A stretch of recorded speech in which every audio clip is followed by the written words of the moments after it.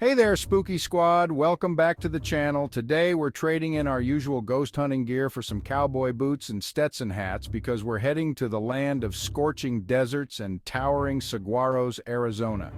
That's right, buckle up as we delve into 12 of the most baffling mysteries and spine-tingling legends this side of the Mississippi. We're talking unsolved disappearances in the echoing depths of the Grand Canyon, whispers of cursed gold mines, and maybe even a vengeful spirit or two haunting some dusty saloon. So, grab your magnifying glasses and your skepticism because things are about to get weird. Arizona weird. Let's get to the bottom of this. Our first stop takes us back to World War II, to a moment etched in history, the raising of the flag at Iwo Jima. You've seen the iconic Photo 6 brave soldiers hoisting the American flag amidst the chaos of battle. One of those men, the one holding the base of the flagpole, was a Pima Native American from Arizona named Ira Hayes. Ira returned home a hero, but his story took a dark turn. Behind that image of triumph, Ira carried the invisible wounds of war, what we now call PTSD. He struggled with the horrors he'd witnessed, the constant reminder of that day on Iwo Jima. He died at 32, his life cut short by the demons that followed him home from war. From the battlefields of World War II, we shift gears to the heart of Prescott, Arizona, where the Grand Hotel Vendome stands as a testament to the city's gold rush past.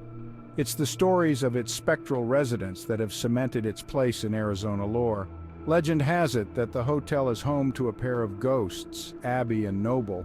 Abby, a heartbroken woman, is said to have taken her own life within the hotel, her spirit now eternally searching for solace within its hallways.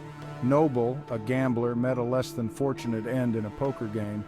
Guests report flickering lights, disembodied voices, and the scent of lavender, Abby's favorite fragrance. Are these just tales to entice tourists, or is there more to the whispers at Hotel Vendome? Hold on to your 10-gallon hats, folks, because we're about to meet a woman who challenged the very notion of the Wild West. Her name, Pearl Hart, and she was known as the Bandit Queen, one of the last stagecoach robbers in American history. Now picture this. It's 1899, the Wild West is hurtling towards the 20th century, and here comes Pearl, a divorced, single mother of two, dressed in men's clothing, robbing stagecoaches with a pistol in hand. She was a woman operating in a man's world, and she played by her own rules. But Pearl wasn't just some trigger-happy outlaw. Some say she was driven to desperation, needing money to care for her sick mother.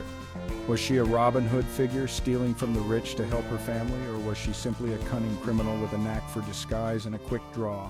For this chapter, we venture into one of America's most awe-inspiring natural wonders, a place of breathtaking beauty and chilling secrets, the Grand Canyon. It's here, amidst the towering canyon walls and echoing silence, that we encounter the baffling disappearance of Glenn and Bessie Hyde, newlyweds on a grand adventure. They set out to conquer the Colorado River in a homemade scow, hoping to make history navigating the treacherous rapids. Their boat was eventually found, stripped of supplies, but eerily intact. The disappearance of Glenn and Bessie Hyde remains one of the Grand Canyon's most enduring mysteries. Our next stop takes us to a place where history and legend collide against a backdrop of stark beauty. High above the desert floor, a sheer cliff face plunges into the depths below, a place known as Apache Leap. As the story goes, back in the 1800s, during the time of the Apache Wars, a group of Apache warriors and their families found themselves trapped on this very precipice, pursued relentlessly by the U.S. cavalry. Outnumbered and outgunned, they faced an impossible choice: surrender to their pursuers or face certain death. Rather than submit to the fate that awaited them, the Apache chose a third option, a final act of defiance that would forever etch their story into the very rock of this place. Today, Apache Leap stands as a solemn monument to the Apache people, their story a reminder that history is written not only in ink, but also in the blood and sacrifice of those who came before us. Get ready to don your prospector hats and grab your pickaxes, folks. We're delving into the legend of the Lost Dutchman's gold mine. Hidden in the rugged Superstition Mountains east of Phoenix lies a secret that has driven men mad with greed. The Lost Dutchman mine, named for Dutch prospector Jacob Waltz, is said to be brimming with gold. Walt stumbled upon the mine in the 1800s, keeping its location secret until his deathbed. Treasure hunters, armed with maps and dreams, have spent lifetimes scouring the Superstition Mountains. Is the lost Dutchman's mine real, a glittering prize, or a fool's errand in the unforgiving desert? From shimmering mirages of gold, we now journey to the shadowy depths of Arizona's forests, where tales of a creature as elusive as it is terrifying have been whispered around campfires for generations: the Mulan Monster. Deep in the Mogollon Rim, a rugged expanse of forest and canyonland, lurks a creature that defies easy categorization. Is it a bear, driven mad by hunger, a relic from a bygone era, a holdover from a time when giants roamed the earth, or something else entirely? Something more sinister that we can't quite explain. Those who claim to have encountered the Mulan Monster describe a hulking, hairy beast with glowing red eyes and a stench that would make a skunk faint. They tell of spine-chilling howls echoing through the trees at night and enormous footprints that vanish into the undergrowth. Is there any truth to these tales, or are they simply the product of overactive imaginations fueled by campfire stories and too much firelight? Fasten your seatbelts and adjust your tinfoil hats. We're entering the Bradshaw Ranch, a high desert land northwest of Phoenix, known for UFO sightings and paranormal activity. For decades, this ranch has been a hotbed for strange lights, unexplained cattle mutilations, and encounters with beings that defy explanation. Ranchers and UFO investigators report seeing strange craft zipping across the night sky. Some believe the ranch sits on a portal between dimensions. Others speculate it's a hub for extraterrestrial activity. Our journey into the unexplained takes a decidedly eerie turn as we venture into the heart of Navajo Nation, a land steeped in ancient traditions and shrouded in an air of sacred mystery.